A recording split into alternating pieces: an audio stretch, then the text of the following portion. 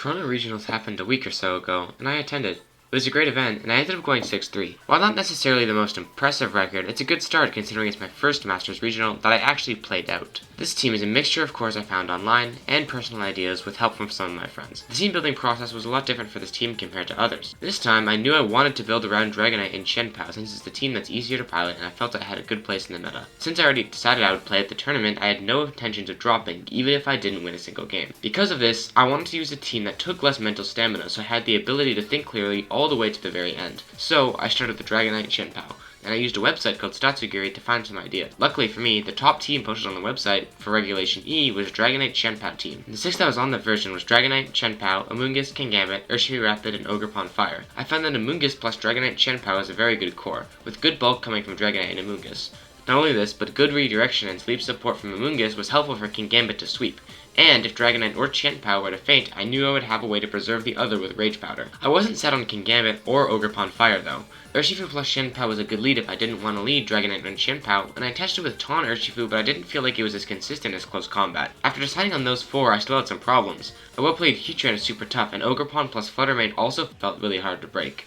Since at this time I didn't have Aerial Ace on Dragonite. After a local, I decided to switch Outrage for Aerial Ace, thinking that I still have good damage with Extreme Speed and that the coverage would be more valuable. I turned out being right as Aerial Ace on Dragonite felt super strong into this tournament. After more testing, I felt like Kingambit wasn't sticking. Although it had proven to be good, I felt that I already had enough damage that the Como-O team that won Sacramento could be really tough. After taking off Kingambit, I decided that the Kingambit slot would be either Fluttermane or Landorus Therian. Landorus provided good Intimidate support plus better flying coverage, meaning I could likely get away without running Aerial Ace on Dragonite. Fluttermane, on the other hand, gave me a special attacker that had strong stab on 2 types I was missing, plus a Pokemon that can function in a game where I decide not to bring Dragonite Chien-Pao. In the end, I decided on Fluttermane, and then it came time to decide on the last. Ogerpon felt good, but I felt like Urshifu was just a better lead, and it felt that Ogerpon wasn't really providing that much. But nothing else felt like it stuck in that last slot.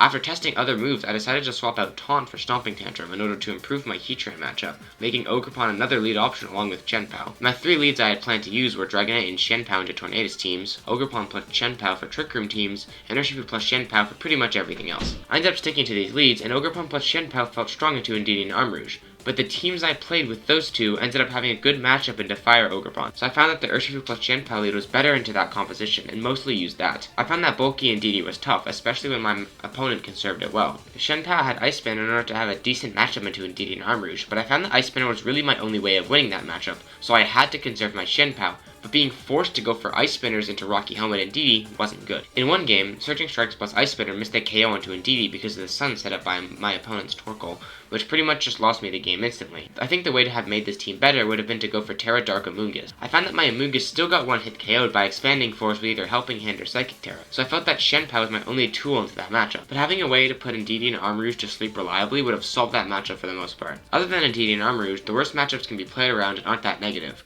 I find that the biggest strength of this team is that it has very little bad matchups, and I was comfortable into all of them. Thanks for watching.